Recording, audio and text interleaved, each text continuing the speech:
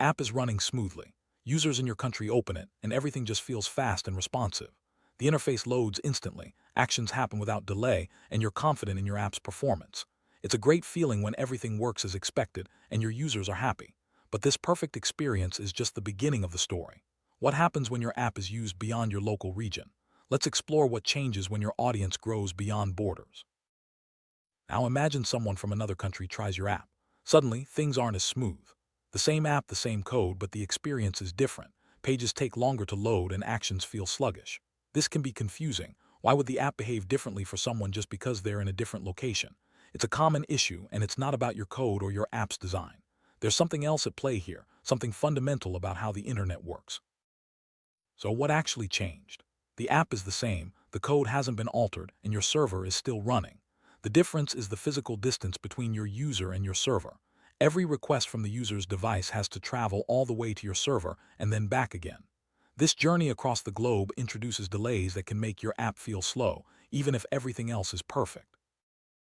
Distance is a crucial factor in how fast your app feels. Even though data travels incredibly fast through optical fiber, about 2 kilometers per second, it still takes time to cross continents. The farther your user is from your server, the longer each request takes to complete.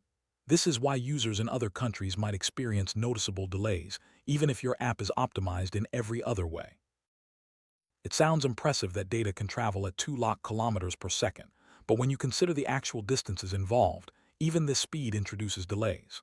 For example, if your server is in China and your user is in London, the data has to travel thousands of kilometers.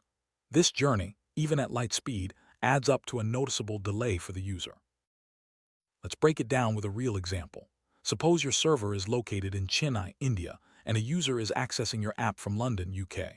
It takes roughly 40 milliseconds for a request to travel one way from London to Chennai, and then another 40 milliseconds for the response to come back.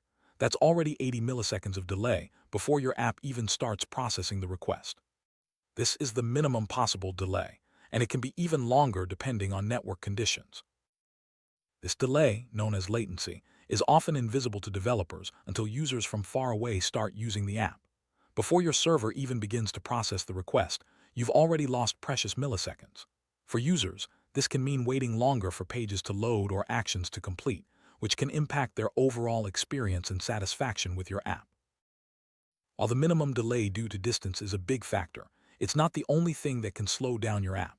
There are other challenges that come into play as your app grows and attracts more users, especially when those users are spread across the globe. Let's look at what happens when your app becomes popular and starts handling more traffic.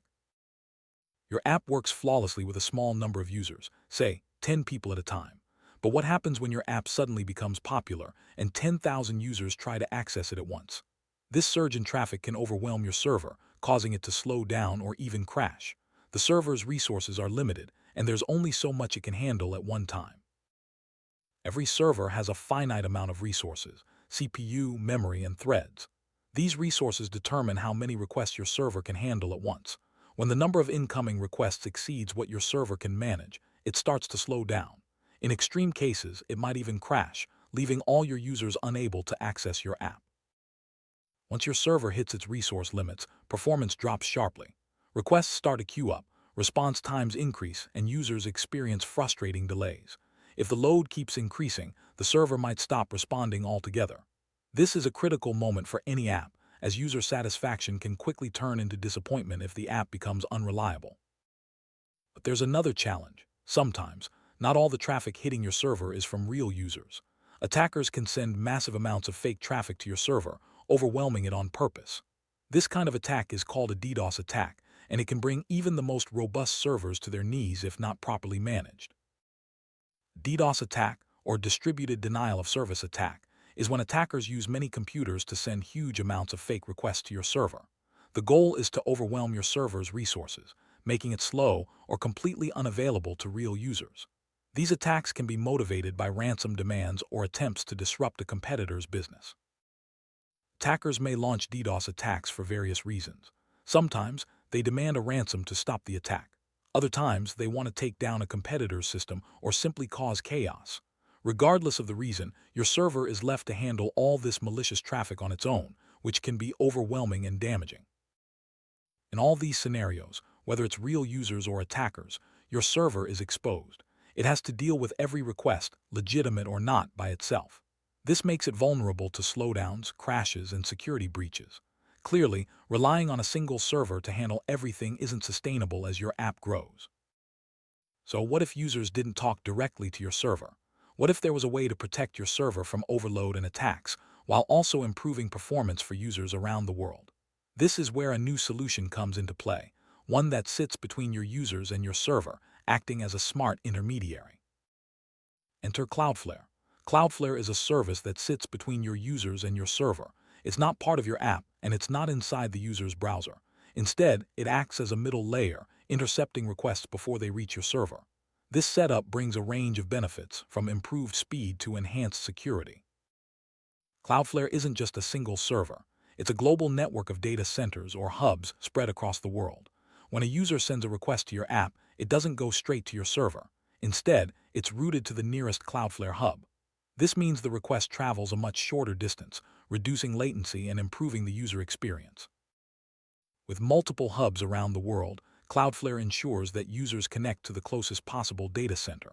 This minimizes the distance data has to travel, making your app feel faster for users everywhere. It's like having a local server in every major region, without actually setting up servers yourself. But how does Cloudflare decide which hub to use? It leverages the internet's routing system to automatically direct each user's request to the nearest and most efficient hub. This smart routing ensures that users always get the best possible performance, no matter where they are in the world. By placing Cloudflare between your users and your server, you get the best of both worlds: faster load times for users everywhere and protection against overload and attacks. Your app remains responsive, your server is shielded, and your users enjoy a seamless experience, no matter where they are. That's the power of smart infrastructure in today's connected world.